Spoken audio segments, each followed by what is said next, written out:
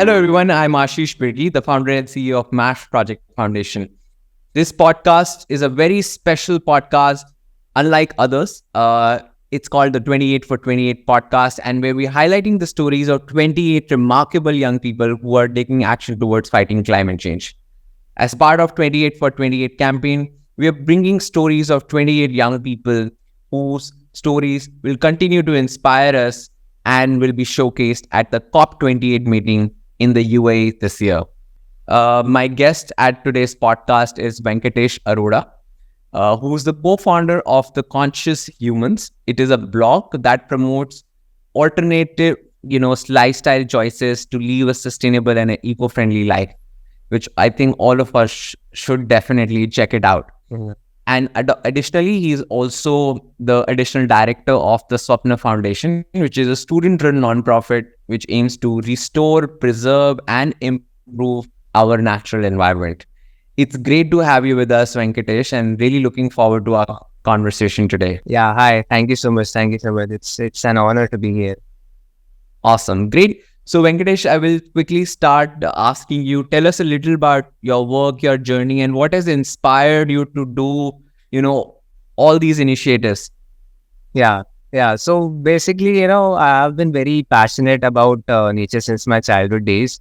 And we used to switch homes a lot because of transfers of my father. So in every house that I lived, we used to have a garden.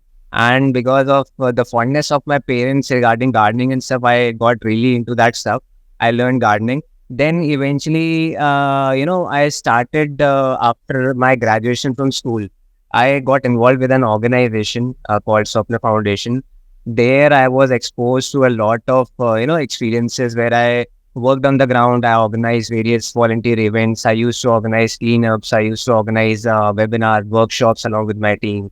So I got in touch with various stakeholders in government departments. I got in touch with various schools. So that basically shaped up my experiences, and I got to know a lot about what is affecting our environment. And I finally concluded that it is us humans that are causing that crisis, the climate crisis, and it is only us that can solve it right now. Because without any action, we cannot just ignore the crisis that's happening, because it is us who has caused it because of the increasing population and all those things happening. So I think, even in the COVID era, when the COVID era came, a lot of people lost their lives, and we realized, the climate and the weather changed a lot in that particular period. And what used to happen is that it used to be very warm in the summers and extremely cold in the winters, and the rainfall patterns were very erratic. But, in the COVID era, we saw a smaller decline in the pollution levels, in the air pollution levels, and all those things happens. And, since we did not had that privilege to go outside our homes in the COVID era, even my dad locked my home from inside because I cannot stay inside my home. I am a person who loves to do field work, and I love to go outside and connect with people, do some volunteer work.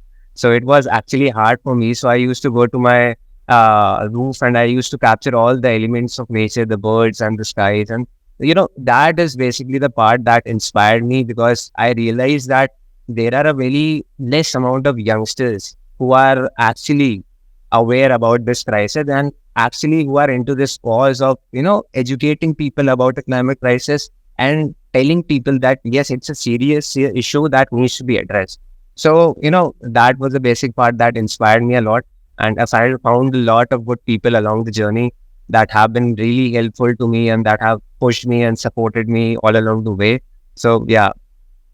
Awesome. Venkatesh, and hats off to you, looking at how each challenges you've seen as an opportunity to do something versus, sitting and not doing anything. And I think that's what we need as young people is a problem-solving mindset. That you don't look at problems as some burden, but look it as an opportunity, an obstacle which you can overcome to create something magical. So really, hats off to you. My next question is, as young people, because a lot of our viewers and our audience are young people who are looking to get inspired by a story like yours. So my next question is that how do you deal with the challenges that we face, all of us face, in terms of, there is all sorts of questions, be it from parents, be it from teachers, be it from friends and families, Yeah. siblings, all those things, that, hey, why are you doing what you're doing? Doesn't this distract you from your studies? So Yeah. how do you cope up with those, right? And tell us something like what's your coping up mechanism with that? Yeah, yeah. So, but it's like in the beginning, there's a lot of support and guidance. And when I started this journey, it was my volunteer journey in 2019. My parents were very skeptical because I was preparing for some competitive examinations, and they were worried that I am going to miss on my studies and my focus is going to shift on these field work because it was intensive and it required, an ample amount of time to be dedicated because we have to go to different locations in a city. We have to collaborate with people. We have to finish that event, and we when we come back, we're exhausted. So it's basically like, to be honest, I was driven inside. I was driven to bring about a change, and I was driven to do something about the crisis instead of just sitting and blaming the governments and just waiting for the right amount of people or the right thing to happen at the right time. So I faced a lot of challenges. Even a lot of my friends used to mock me in the beginning. They used to go to parties and all that. I think I'm all right with that. It's okay. Everybody enjoys their life, but they used to expect me to come to every event, and at times they also used to say, "Ki, yaar, what will you get out of picking up litter? What will you get out of holding placards and getting out on the streets and chanting slogans? There's no point of this." But actually, over a period of time, when after 2 or 3 years, the first recognition that I got was in 2021, but when I was recognized as the youth environmentalist, and from our organization, 5 people were selected, and I was one of the people who was recognized for my environmental conservation efforts. So that was the first time that people started respecting me. So it's the same, like you're preparing for a competitive examination, and it's like till the point you do not crack it and you do not get into a good college, people don't respect you. It's the same with every competitive examination or anything in life.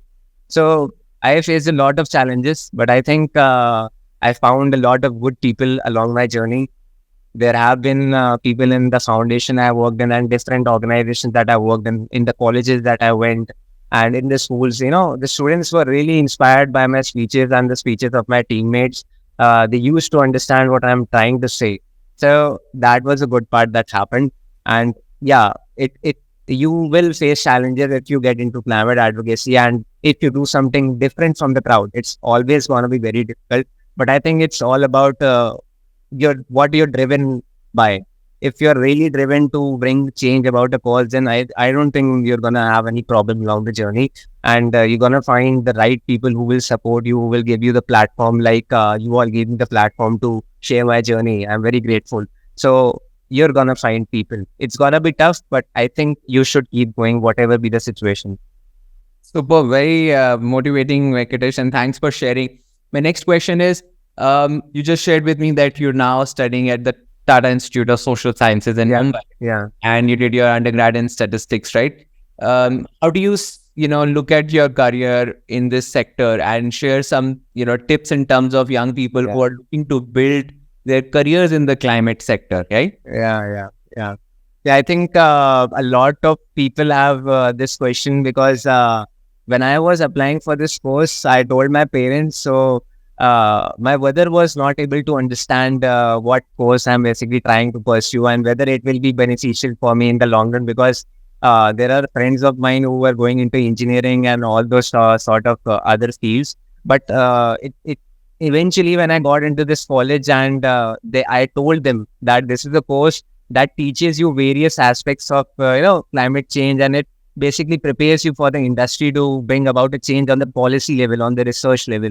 So then they understood that yeah, this is a good course. And to be honest, like for all the people who are planning to enter this field professionally, I will suggest that you should go for colleges like Tata Institute of Social Sciences. There's also some other good colleges like there's this Forest Research Institute in Dehradun. There is the Energy and Research Institute in Delhi. So I think all the people who are thinking of going into this field professionally, they should research a bit on, because climate change is a very, vast area. It has a lot of things. Like you can go into policy making, you can go into the ESG sector, you can go into the energy sector, you can go into the consultancy sector, you can get involved with some non-governmental organization, and you can work directly in contact with the underprivileged. You can frame policies. So there are a lot of sectors. When I came here, I talked to my seniors. Like I just came here on July 1st in the college, and till this date, I have learned so much from my seniors and my batchmates. Like there are people from diverse backgrounds. Like there are people from life sciences. There are people from humanities background. There are people who have done their bachelor's in mass comm. People from all the fields of education. They have entered this particular course. So if you are in any course, like it can be anything, it can be a BCom, no matter the degree you are pursuing right now, I will suggest that if you're really interested going into the corporate sector, or you're interested working with the public sector, or you're interested working with non-governmental organizations, Tata Institute of Social Sciences is no doubt one of the best places to pursue these courses. And like our school comes under the School of Habitat Studies. So the course I'm pursuing right now is MSc in Environment, Climate Change and Sustainability Studies. So we have three other courses actually. So we have urban policy and governance, we have regulatory policy and governance, and we have water policy and governance. So it's like all the courses, they come under one umbrella, but they're focusing on different issues. So yeah, and anybody, if you want any help regarding the same, you can get in touch with me. I'll be more than happy to help you, because I know there is very less support and information regarding such particular courses on the internet, because it's a field that's different. It's not like engineering. It's not like MSc in some renowned college. Absolutely. And so much is happening also. There are new career options that are emerging, right? So we need more and more awareness. And I'm very thankful that you're offering to support. So to our listeners and viewers, if you're looking to build a career and you have questions, feel free to reach out to Venkatesh. Venkatesh, what's the best way to reach out to you? You can either Instagram me at my Instagram handle is the Climate Kid, or you can just email me at venkatesharora007 @gmail.com. Like, Oh, wow. You can even connect with me on LinkedIn by the name of Venkatesh Arora. So yeah. Great. So many interesting ways to reach out to you. And I like this 007. I also, my first email ID had 007. It's a common, thing between us, of course, and apart for the batch that we share for climate. Inspired by James Bond. James Bond, but yeah, saving the world from climate and not else, right? But yeah. Yeah. All right. So let's get started with the rapid fire questions. Yeah. Venkatesh, are you ready? Yeah, for sure. Perfect. Okay, so you don't have to take more than 1 or 2 seconds to answer. Okay, that's a simple question. Okay. Who's your biggest role model? My parents. Okay, wonderful. What has been the things you like to do when you like to relax or you want to have a chill time? What do you like to do then? I basically listen to music. I like to go to treks, and I like to explore the city a lot. So, and I also play table tennis and sports. I play football. Yeah. Super, great. And what has been your like when you face challenges? So, what is one thing that keeps you going? I think the will to bring about a change, and the current situation that's happening right now. Whenever I read the news, I'm really struck by the problem that there's a climate clock which tells us how many years we have left to live right now, and the temperature, like it's on the level it's increasing, it's bound to increase to 3 degrees Celsius if we do not lower our emissions. So I think those are the things that keeps me going, and that scares me from inside. Absolutely, it should scare all of us. Okay, Venkatesh, what has been the most a rewarding moment in your journey so far? Like if you look back, what has been one of the most highlight of, the moments that you've had in your journey that you like to share with us? I think the most rewarding moment was when I got recognized for my efforts in 2021 by the Minister of State for Housing and Urban Affairs, Mr. Kaushik Kishore. And the second thing that happened was, of course, getting featured as a 28 for 28 Changemaker by the MASH project. That were two of the most biggest highlights of my this thing that I'm pursuing right now. Super. Great to know. Yeah. One big message that you have for our world leaders who will be meeting at COP28. Yeah. I think that the policies are being framed, the research is being done by the scientists. The IPCC report, it's giving us indicators and it's pointing to problems that has been happening and that needs to be addressed. So I will request all the world leaders to basically implement those suggestions, to involve people who are working at the ground level, who are working at the grassroots, to involve them in the policy making process, all the tribal people who are affected and all the vulnerable people that are affected by this crisis. They should be involved and they should be the one who should be offered the support at the earliest.